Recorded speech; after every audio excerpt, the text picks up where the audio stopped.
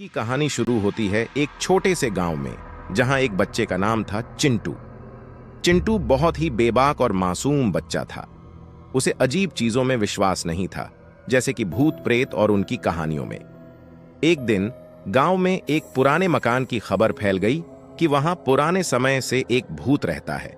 लोग कहते थे कि उस घर में अजीब चीखती आवाज सुनाई देती है और रात्रि में वहां अजीब सी आत्मा घूमती रहती है। चिंटू उस घर की कहानियों में विश्वास नहीं करता था। उसने सोचा यह सब तो बस किसी की बेवजह कहानियां हैं।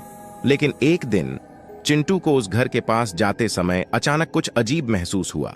वहां जाते ही उसे अजीबो गरीब आवाज सुनाई दी।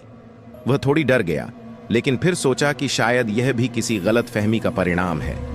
चिंटू ने सोचा, मुझे एक बार अंदर जाकर देखना चाहिए। आखिर हर कोई इतना डरता क्यों है और क्या सच में भूत होते हैं? चिंटू ने उस घर का दरवाजा खोला और उसने देखा कि वहां कोई नहीं था।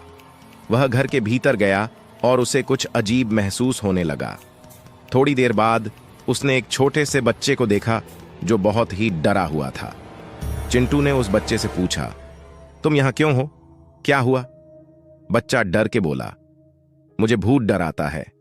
वह मुझसे डराने की कोशिश करता है। चिंटू ने मुस्कुराते हुए कहा, भूत होते ही नहीं हैं, वह सब सिर्फ कहानियां होती हैं। बच्चे ने बताया कि वह वहीं रहता है, उसका इस दुनिया में कोई नहीं है और न ही उसके पास कोई घर है, इसलिए वह इस पुराने घर में रहता है जहां कोई नहीं आता और मैं ही भूत की आवाज से लोगों को डरता हूं ताकि कोई मुझे इस घर से ना निकल दे। लेकिन इस अंधेरे घर में मुझे भी बहुत डर लगता है। मुझे लग रहा है भूत मुझे डराता है।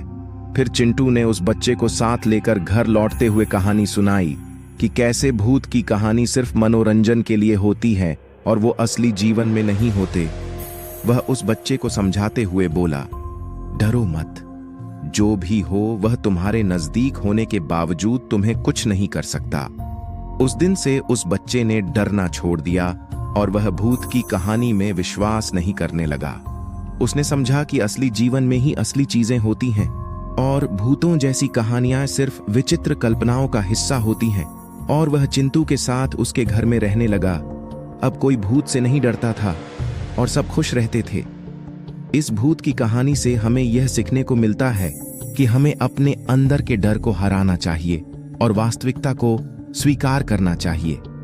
भूतों की कहानियों में नहीं, असली जीवन में असली महत्व होता है।